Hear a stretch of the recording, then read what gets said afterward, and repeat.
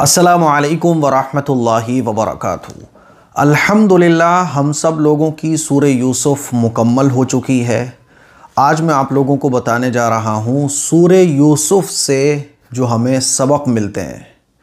वैसे तो सूरह यूसुफ के अंदर बहुत सारी नसीहतें हैं, बहुत सारी बातें हैं, हिदायत है, अल्लाह पर तवक्कुल है, लेकिन मैंने शॉर्ट में 10 पॉइंट्स ऐसे नोट किए सूरह यूसुफ में से जो आप लोग बड़े आसानी से समझ जाओगे और इंशाअल्लाह आपको आपकी लाइफ में ये 10 पॉइंट्स बहुत चीज़ें सिखाएंगे। याद कर लीजिएगा, हो सके तो नोट कर लीजिएगा। सूरह यूसुफ से जो 10 चीज़ें हमें मिलती हैं जो हमारी ज़िंदगी में, इस दुनिया में भी और आखिरत में भी हमें बहुत फ़ायदा देने वाली हैं, वो नंबर बाय नंबर में इंशाल्लाह आप लोगों को बताऊंगा। इसे याद कर लीजिएगा। पहली चीज़, पहला पॉइंट है अल्लाह की कुदरत और हिकमत। सूरह यूसुफ के अंदर अल्लाह ताला ने इस बात को बयान किया है कि अल्लाह ताला कुदरत वाला भी है और अल्लाह ताला हिकमत वाला भी है। देखो, अल्लाह ने हज़रत यूसुफ अलैहिस्सलाम जो कि एक ग़ुलाम बनाकर बेचे गए, कुएं में डाले गए, इमेजिन नहीं किया जा सकता था कि एक ग़ुलाम इस तरह से वज़ीर ख़ज़ाना बन जाएगा, फाइनेंस मिनिस्टर बन जाएगा।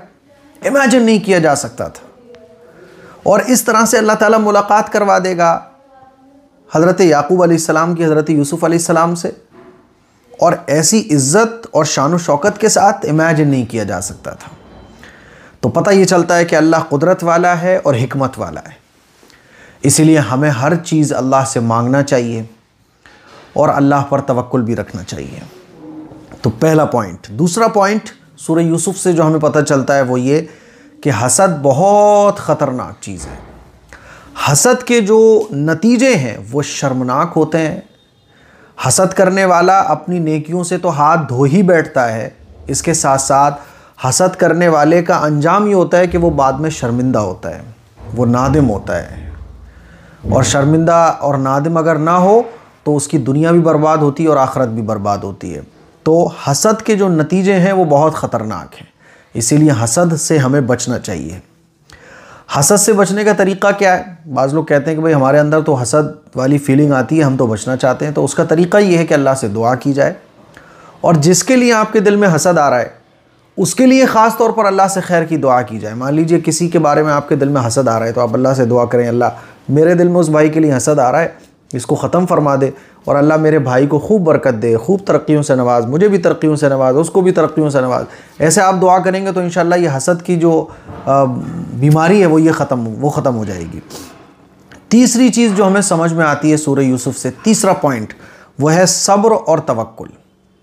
के परेशानियों पर सब्र करना, और सब्र करने के साथ साथ सब्र अगर तवक्कुल के बग़ैर हो तो फिर वो सब्र किस काम का। सब्र होना चाहिए तवक्कुल के साथ, यानी अल्लाह पर भरोसा। हज़रत यूसुफ अलैहिस्सलाम जब कुएं में डाले गए तब भी सब्र और अल्लाह पर तवक्कुल था। जब ज़ुलेखा ने गुनाहों की दावत दी तब भी अल्लाह से दुआ थी और अल्लाह ही पर तवक्कुल था। जब जेल में डाले गए तब भी अल्लाह पर तवक्कुल था और सब्र था। तो सब्र और तवक्कुल ये दो बहुत अहम चीज़ें। बाज़ लोग ये कहते हैं कि अरे हमारी तो सब्र करते करते ज़िंदगी गुजर गई। कोई बात नहीं, ज़िंदगी गुजर गई। ये ज़िंदगी असल नहीं है। असल तो मरने के बाद की ज़िंदगी है, कब्र की ज़िंदगी, जहाँ कोई सहारा नहीं होगा। यही सब्र और यही तवक्कुल वहाँ पर सहारा होगा। तो तीसरा अहम पॉइंट हमें समझ में आता है सब्र और तवक्कुल।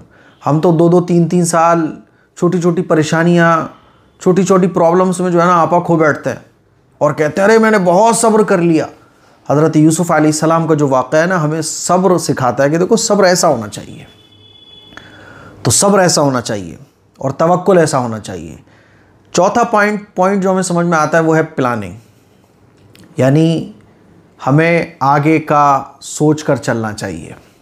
हज़रत यूसुफ अलैहिस्सलाम जब फाइनेंस मिनिस्टर बने तो उनको पता था कि 7 साल कहत के आएंगे और 7 साल खुशियों के आएंगे, यानी खूब बारिश होगी, बेहतरीन फसल होगी, लेकिन 7 साल कहत के आएंगे। तो उन 7 साल जो कहत के आएंगे तो उनमें कैसे हमें प्लानिंग करनी है जिससे हम वो मुसीबत के 7 साल जिसमें बारिश नहीं होगी, जिसमें गल्ला नहीं उगेगा, जिसमें प्रॉब्लम्स होगी, तो उन 7 साल का हमें मुकाबला कैसे करना है। तो उन्होंने प्लानिंग की। प्लानिंग कैसे की कि जितनी ज़रूरत उतना गल्ला लेना है, बाकी को छोड़ देना है, बाकी की हिफाजत करनी है, रखना है। तो पता ये चला कि हमें अपनी ज़िंदगी की प्लानिंग करना चाहिए, प्लानिंग के साथ हमें अपनी ज़िंदगी गुजारना चाहिए। मुझे ज़िंदगी में ये करना है, कोई बिज़नेस में शुरू करने जा रहा हूँ तो नुकसान होगा, तो इस नुकसान की भरपाई के लिए भी मेरे पास कोई अल्टरनेटिव होना चाहिए। मैं कोई घर बनाने जा रहा हूँ तो इस घर बनाने के नुकसान क्या होंगे, फ़ायदे क्या होंगे, आगे की लाइफ मेरी कैसी रहेगी। मैं जो जॉब कर रहा हूँ, अगर खुदा ना खास्ता ये जॉब चली जाए या कारोबार ख़त्म हो जाए तो आगे के लिए मैंने क्या करके रखा हुआ है। तो एक ईमान वाला पूरी प्लानिंग करता है, तो पता ये चलता है। चौथा पॉइंट, प्लानिंग हमारी होना चाहिए। पांचवा और बड़ा अहम पॉइंट बताने से पहले मैं आप लोगों से बोलना चाहूँगा, जैसा कि मैं आप लोगों को बोलता हूँ कि 1 तारीख से लेकर 5 तारीख तक हमारी जो अपील रहती है वो ये कि अगर आप लोगों को लगता है कि इस चैनल से आपको 100 रुपये का भी फ़ायदा हो रहा है, 50 रुपये का भी फ़ायदा हो रहा है, महीने में आपको लगता है कि मुझे 50 रुपये देना चाहिए, 100 रुपये देना चाहिए, तो जैसे आप लोग ऑनलाइन कुरान मजीद सीख रहे हैं, इसी तरह से ऑफलाइन कुरान मजीद सिखाने का जो सिलसिला चल रहा है, बच्चों को, बड़ों को, मस्जिद का पूरा निज़ाम है जिसमें तकरीबन 25-30 हज़ार रुपये महीने का ख़र्चा आता है। तो मैं आप लोगों से गुजारिश करना चाहता हूँ कि जितना हो सके इस QR कोड पर आप ताउन कीजिए, ताकि ऑफ़लाइन जो कुरान मजीद और दीनी खिदमात हो रही हैं उन खिदमात को सही तरीके से अंजाम हम दे सकें।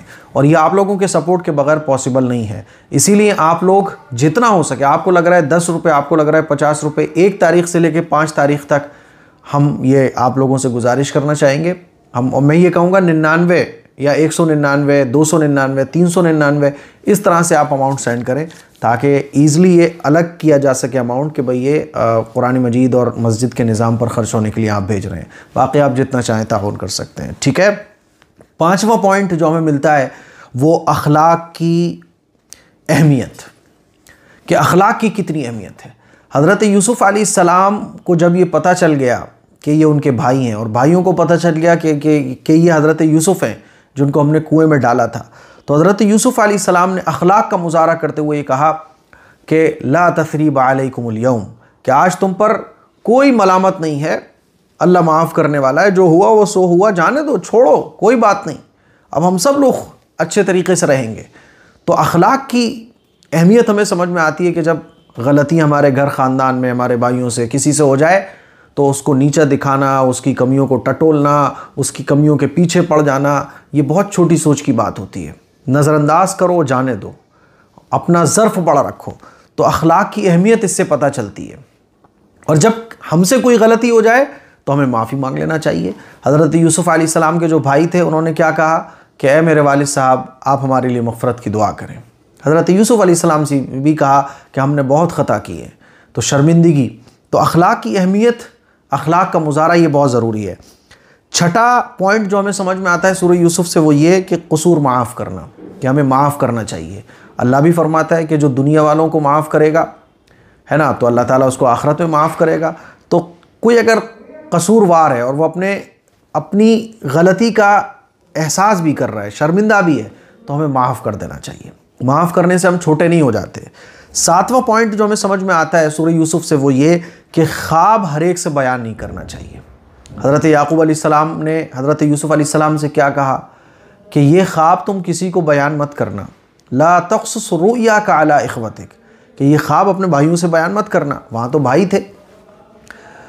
तो ख्वाब हमें हर एक से नहीं बयान करना चाहिए, ख़ास तौर पर उन लोगों से जो हमसे थोड़ा सा भी हसद रखते हैं, थोड़ा सा भी हमारे खैर खा नहीं है, तो उनसे हमें अपने ख्वाब नहीं बयान करना चाहिए।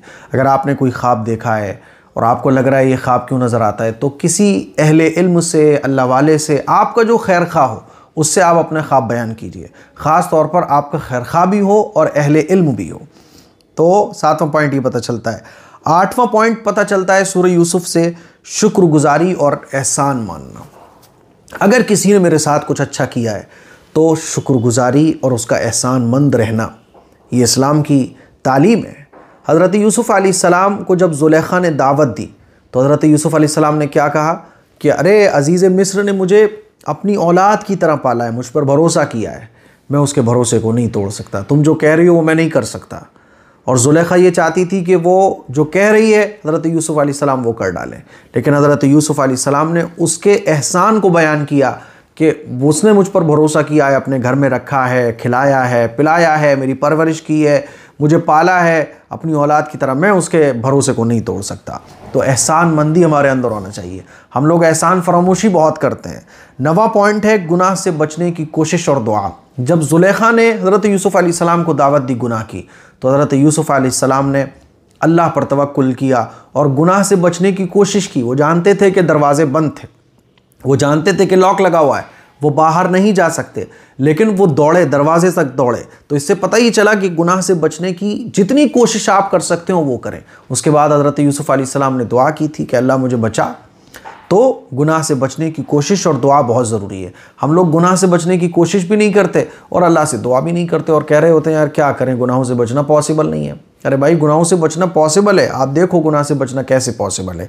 10वां और आखिरी पॉइंट जो हमें सूरह यूसुफ से समझ में आता है वो ये कि माफ़ करना और अपने ज़र्फ़ को बड़ा करना।